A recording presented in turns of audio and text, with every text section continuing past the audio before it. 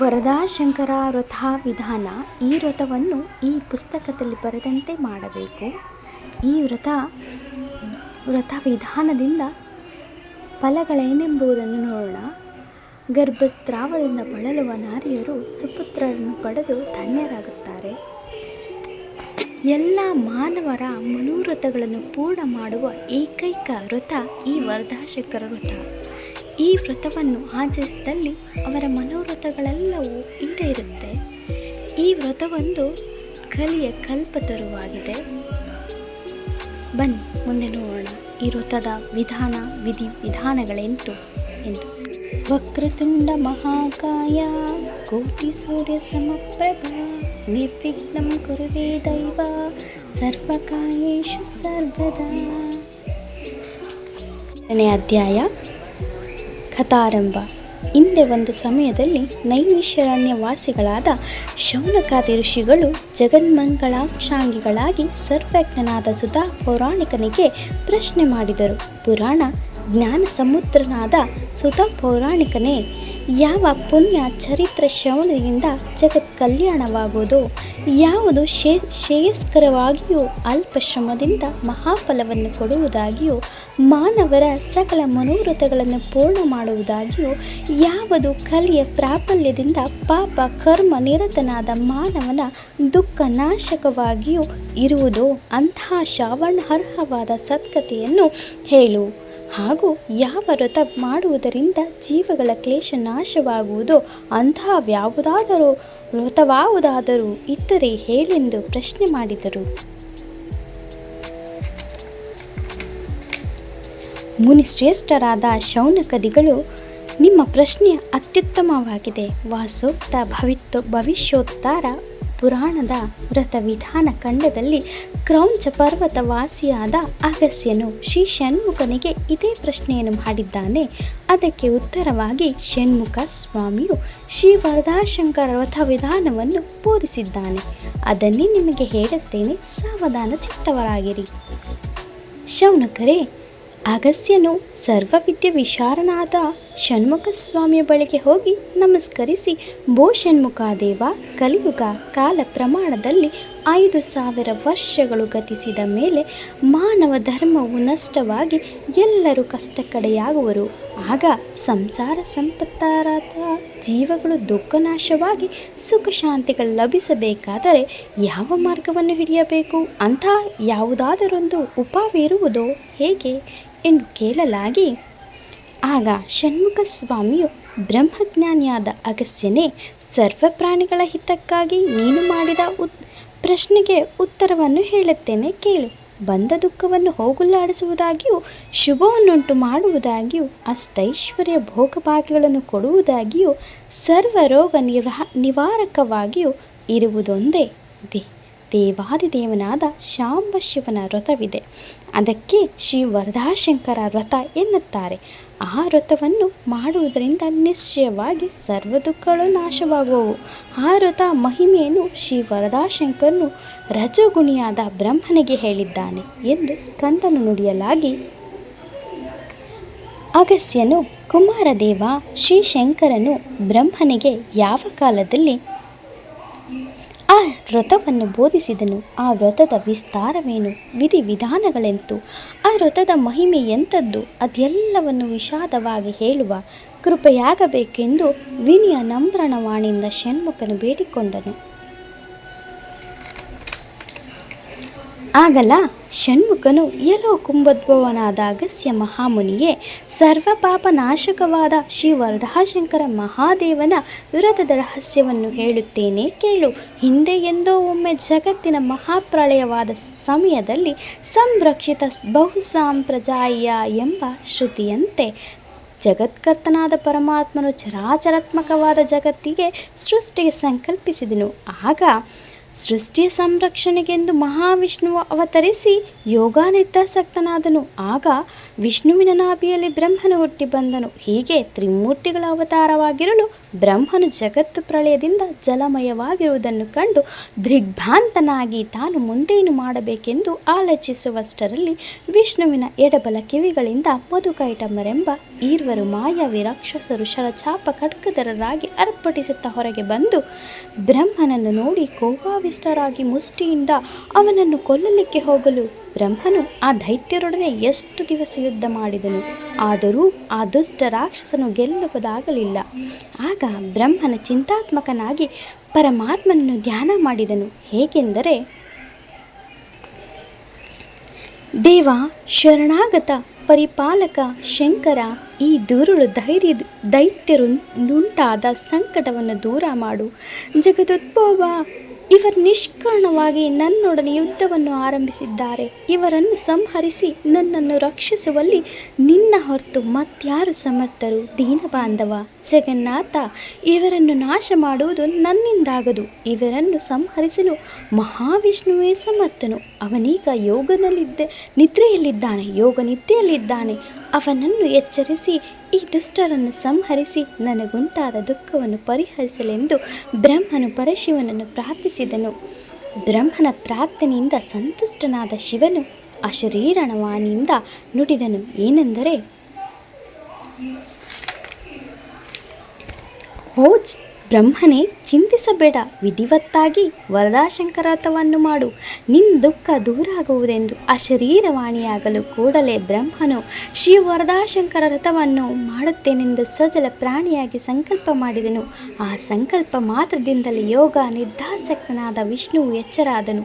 ಇಷ್ಟಾದ ಬಳಿಕ ಮತ್ತೆ ಷಣ್ಮುಖನು ಅಗಸ್ತ್ಯನಿಗೆ ಹೇಳಿದ್ದೇನೆಂದರೆ, ಅಗಸ್ತ್ಯನೇ, ಯೋಗಾನಿದ್ದೆಯಿಂದ ಎದ್ದು ವಿಷ್ಣುವು ಆಗ ದೈತ್ಯ ಪೀಡೆಗೊಳಗಾದ ಬ್ರಹ್ಮನನ್ನು ನೋಡಿ ಕನಿಕರದಿಂದ ದುಷ್ಟರಾದ ರಾಕ್ಷಸರ ಮೇಲೆ ಸಿಟ್ಟಾಗಿ, ಎಲ್ಲೋ ದುಷ್ಟಾತ್ಮರೇ, ಬನ್ನಿ, ಹೀಗೆ ನನ್ನೊಡನೆ ಯುದ್ಧ ಮಾಡು ಬನ್ನಿರೆಂದು ಕರೆಯಲು ಆ ದುರುಳು ರಾಕ್ಷಸರು ಕೂಡಲೇ ಭಗವಾನ್ ಶ್ರೀ ಹರಿಯೊಡನೆ ಯುದ್ಧವನ್ನು ಆರಂಭಿಸಿದರು. ಆ ರಾಕ್ಷಸರೊಡನೆ ವಿಷ್ಣುವು 5,000 ವರ್ಷ ಕಾದಿದನು. ಆದರೂ ಆ ರಾಕ್ಷಸರೊಡನೆ ವಿಷ್ಣುವು 5,000 ವರ್ಷ ಕಾದಿದನು. ಆದರೂ ಆ ರಾಕ್ಷಸರು ಸೋಲಲಿಲ್ಲ. ಆಗ ವಿಷ್ಣುವು ಆ ಮಹಾಮಾರಿ ರಾಕ್ಷಸರ ಮುಂದೆ ತನ್ನ ಆಟ ಏನೂ ನಡೆಯದೆ ಕೈಸೋತು ನಿರ್ವೀಣನಾಗಿ ಎಲ್ಲಿಯಾದರೂ ಪಲಾಯನ ಮಾಡಬೇಕೆಂದು ಆಲೋಚಿಸುವಷ್ಟರಲ್ಲಿ ಆ ದೈತ್ಯರು, ವಿಷ್ಣುವೇ, ನಮ್ಮೊಡನೆ ಯುದ್ಧ ಮಾಡಲಾರದೆ ಎಲ್ಲಿಗೆ ಹೋಗಿವಿ? ನಿಲ್ಲು, ನಿನ್ನ ಸಾಮರ್ಥ್ಯವನ್ನು ತೋರಿಸು ಎನ್ನಲಾಗಿ ವಿಷ್ಣುವು ಆ ದೈತ್ಯರಿಗೆ ಕಾಣದಂತೆ ಸಮುದ್ರದಲ್ಲಿ ಅಡಗಿ ಕೂತನು. ಆ ದುಷ್ಟ ದಾನವರು ಎಷ್ಟು ಹುಡುಕಿದರೂ ಸಿಗಲಿಲ್ಲ. ಹೀಗೆ 100 ವರ್ಷಗಳು ಕಳೆದವು. ಆದರೂ ವಿಷ್ಣುವಿಗೆ ಆ ರಾಕ್ಷಸರ ಭಯ ತಪ್ಪಲಿಲ್ಲ. ಆ ಮೇಲೆ ವಿಷ್ಣುವು ಆ ದಾನವ ಭಯ ನಿರ್ವಹಣೆಗಾಗಿ ದಿವ್ಯವಾಣಿಯಿಂದ ಶಾಂಬ ಶಿವನನ್ನು ಸ್ತುತಿಸನು. ಎಂದರೆ, ದೇವ, ಮಾನವ, ಮಹದೀಶ್ವರ, ಜಗದೀಶ್ವರ, ಜಗದಾಧಾರ, ಶ್ರುತಿ ತತ್ವಜ್ಞಾನಿಗಳಿಗೆ ಅಗೋಚರ, ಶಂಕರ, ಸಕಲ ಲೋಕ ಪಾಲಕ, ಕಾಪಾಡು ಎಂದು ವಿಷ್ಣುವು ಸ್ತುತಿಸಲಾಗಿ, ಇಂತು ವಿಷ್ಣುವು ಶಿವನನ್ನು ಸ್ತುತಿಸಲಾಗಿ ಜಗದುದ್ಭವವಾದ ಮಹಾದೇವ ಪ್ರತ್ಯಕ್ಷನಾಗಿ, ಆಗ ಮಹಾವಿಷ್ಣುವು ಶಿವನ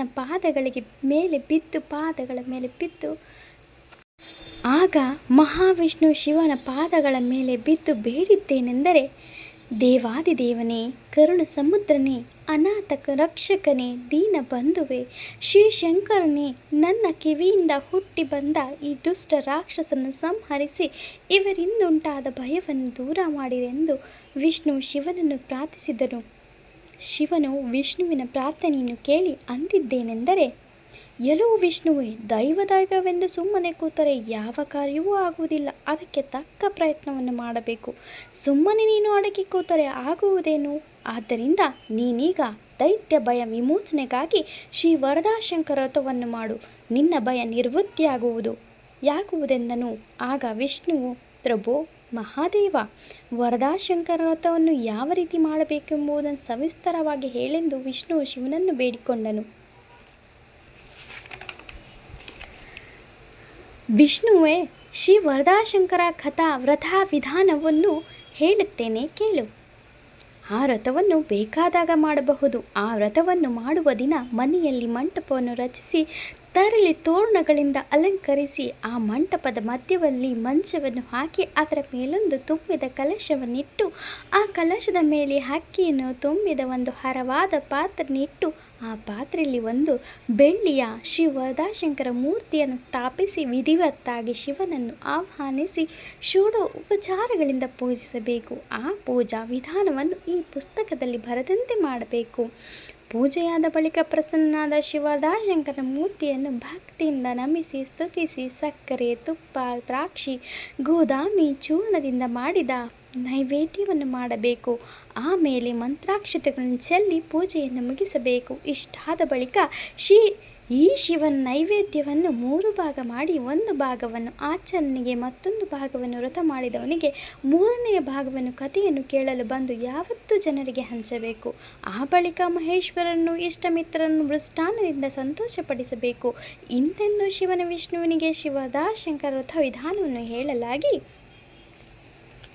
ಆಗ ವಿಷ್ಣುವು ಅಂದಿದ್ದೇನೆಂದರೆ, ದೇವದೇವ ಮಹದೇವ, ಹೇಳಿದ ವರದಾಶಂಕರ ವ್ರತ ವಿಧಾನವು ಗೊತ್ತಾಯಿತು. ಆದರೆ ಆ ವ್ರತ ಮಾಡಲು ಈ ಸಮಯದಲ್ಲಿ ಗೋಧಿಯ ಸಜ್ಜಿಗೆ, ಸಕ್ಕರೆ, ತುಪ್ಪ ಎಲ್ಲಿ ದೊರೆಯಬೇಕು? ಅವುಗಳಿಲ್ಲದೆ ಈ ವ್ರತವನ್ನು ಮಾಡುವುದು ಹೇಗೆ ಎಂದೆನ್ನಲು, ವಿಷ್ಣುವೇ, ಯಾವಾಗೆ ಯಾವ ಪದಾರ್ಥವು ದೊರೆಯುವುದೋ ಅದರಿಂದಲೇ ವ್ರತವನ್ನು ಮಾಡಬೇಕು. ಈ ಸಮಯದಲ್ಲಿ ಸಮುದ್ರವಾಸಿಯಾದ ನೀನು ಜಲದಿಂದಲೇ ಎಲ್ಲ ಪೂಜೆಯನ್ನು ಮಾಡು. ನಿನ್ನ ವರದಾಶಂಕರ ಪೂಜಾ ವಿಧಾನವು ಕೇವಲ ಭಕ್ತಿಯಿಂದಲೇ ಪೂರ್ಣವಾಗಲಿ. ನಿನ್ನ ಇಷ್ಟ ನೆರವೇರುವುದು. ನಿನಗೆ ದುಷ್ಟರಿಂದುಂಟಾದ ಭಯ ತಪ್ಪುವುದು ಎಂದು ಹೇಳಿ ಶಿವನು ನಿಂತಲ್ಲಿ ಅಂತರ್ಧಾನನಾದನು. ಅಂತಾಗಲು ಆಗ ಷಣ್ಮುಖನು ಅಗಸ್ತ್ಯನಿಗೆ ಹೇಳುತ್ತಾನೆ, ಶಿವನು ಅಂತರ್ಧಾನನಾದ ಮೇಲೆ ವಿಷ್ಣುವು ವಿಧಿವತ್ತಾಗಿ ಶ್ರೀ ವರದಾಶಂಕರ ವ್ರತವನ್ನು ಮಾಡಿದನು. ವ್ರತವು ಪೂರ್ತಿಯಾದ ಮೇಲೆ ಶ್ರೀ ವರದಾಶಂಕರ ಕಥೆಯನ್ನಾರು ಹೇಳಬೇಕೆಂದು ವಿಷ್ಣುವು ಸ್ತುತಿಸಲಾಗಿ ಅವನು ನಾಭಿಕಮಲದಿಂದ ಹುಟ್ಟಿದ ಬ್ರಹ್ಮನೇ ಬಂದು ಅವನ ಮುಂದೆ ನಿಂತು 4 ದಿಕ್ಕುಗಳನ್ನು ನೋಡಲಾಗಿ ಅವನಿಗೆ 4 ಮುಖಗಳಾದವು. ಆ 4 ಮುಖಗಳಿಂದ 4 ವೇದಗಳು ಹುಟ್ಟಿದವು. ಆ ವೇದಜ್ಞಾನದಿಂದಲೇ ಬ್ರಹ್ಮನು ಶ್ರೀ ವರದಾಶಂಕರ ಕಥೆಯನ್ನು ಹೇಳಿ ವಿಷ್ಣುವನ್ನು ಸಂತೋಷಪಡಿಸಿದನು. ಕಥೆಯ ಮುಗಿದೊಡನೆ ಶ್ರೀ ಶಂಕರ ನೈವೇದ್ಯವನ್ನು ವಿಷ್ಣು ಎಲ್ಲರಿಗೂ ಹಂಚಿ ತಾನೂ ಸೇವಿಸಿ ಸಂತುಷ್ಟನಾದನು. ಆಮೇಲೆ ಪ್ರಸನ್ನನಾದ ವರದಾಶಂಕರನು ಅಂದಿದ್ದೇನೆಂದರೆ, ವಿಷ್ಣುವೇ, ನಿನ್ನ ಭಕ್ತಿಯ ವ್ರತಕ್ಕೆ ಸಂತುಷ್ಟನಾಗಿದ್ದೇನೆ. ವರವನ್ನು ಬೇಡು. ನೀನು ಮಾಡಿದಂತೆ ಜಗತ್ತಿನಲ್ಲಿ ಯಾರು ವ್ರತವನ್ನು ಮಾಡುವರೋ ಅವರ ಸಕಲ ಮನೋರಥಗಳನ್ನು ಪೂರ್ಣ ಮಾಡುವೆನು. ನಿನ್ನ ವ್ರತವು ಜಗತ್ತಿಗೆ ಆದರ್ಶವಾಗಲಿ. ಇದೋ ನಾನೀಗ ನಿನಗೆ ದುಷ್ಟ ದೈತ್ಯ ವಿನಾಶಕ್ಕಾಗಿ ಈ ಸುದರ್ಶನ ಚಕ್ರವನ್ನು ಕೊಡುತ್ತೇನೆ. ಇದರಿಂದ ನೀನು ದುಷ್ಟರನ್ನು ಸಂಹಾರ ಮಾಡೆಂದು ಶ್ರೀಹರಿಗೆ ಸದಾಶಿವನ ಸುದರ್ಶನ ಚಕ್ರವನ್ನು ಕೊಟ್ಟನು. ಮತ್ತು ನೀನು ಸೃಷ್ಟಿಯ ಸಂರಕ್ಷಕನಾಗು, ಬ್ರಹ್ಮನು ಸೃಷ್ಟಿಯನ್ನು ಮಾಡಲಿ ಎಂದು ಆಜ್ಞಾಪಿಸಿ ಶಂಕರನು ಅಂತರ್ಧಾನನಾದನು. ಆಗ ವಿಷ್ಣು ಶಿವನಿತ್ತ ಸುದರ್ಶನ ಚಕ್ರ ಪ್ರಭಾವದಿಂದ ಮಧುದ ಕೈಟೊಬ್ಬರನ್ನು ಸಂಹರಿಸಿದನು. ಆ ರಾಕ್ಷಸರ ಮೇಧಸ್ಸು ಜಲದಲ್ಲಿ ಮಿಶ್ರವಾಗಿ ಮೇದಾನಿಯ ಉತ್ಪತ್ತಿಗೆ ಮೊದಲಾಯಿತು. ಅವರ ಎಲ್ಲವುಗಳು ಪರ್ವತಗಳಾದವು. ಇಂತಾಗಿ ಸೃಷ್ಟಿ ಕಾರ್ಯವು ಆರಂಭವಾಯಿತು. ಶ್ರೀ ವರದಾಶಂಕರ ವರಪ್ರಸಾದದಿಂದ ವೈಕುಂಠ ಸಿಂಹಾಸನದಲ್ಲಿ ವಿರಾಜಮಾನನಾದನು. ಇಂತೆಂದು ಷಣ್ಮುಖನು ಅಗಸ್ತ್ಯನಿಗೆ ಶ್ರೀ ವರದಾಶಂಕರ ಕಥೆಯನ್ನು ಹೇಳಿದನು. ಆದ್ದರಿಂದ ಅಗಸ್ತ್ಯ ಮುನಿಯೇ, ನೀನಾದರೂ ಆ ವರದಾಶಂಕರ ವ್ರತವನ್ನು ಮಾಡಿ ಮುಕ್ತಿ ಭಾಗಿಯಾಗೆಂದು ಷಣ್ಮುಖನು ಹೇಳಿದ ವರದಾಶಂಕರನ ಕಥೆಯನ್ನು ಸದಾ ಪೌರಾಣಿಕನು ಶೌನಕಾದಿ ಮುನಿಗಳಿಗೆ ಶ್ರುತಿಪಡಿಸಿದ ಭವಿಷ್ಯೋತ್ತರ ಪುರಾಣೋಕ್ತ ಶ್ರೀ ವರದಾಶಂಕರ ವ್ರತ ಕಥಾ ಮಹಿಮೆಯನ್ನು ಪ್ರಥಮಾಧ್ಯಾಯವು ಸಮಾಪ್ತವಾದದ್ದು.